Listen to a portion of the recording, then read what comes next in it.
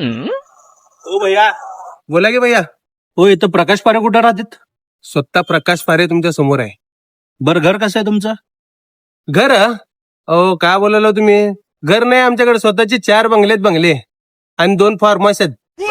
4 flat भाड्याने दिलो मी असंच, आणि ते बी भाडे बी घेत नाही लोकांकडनं. अरे चांगलंच आहे की सगळं तुमचं. हा, आपलं नादच नाही करायचं. हो, 2 ऑडी आहे आणि 2 फॉर्च्युनर आहेत आमच्याकडे.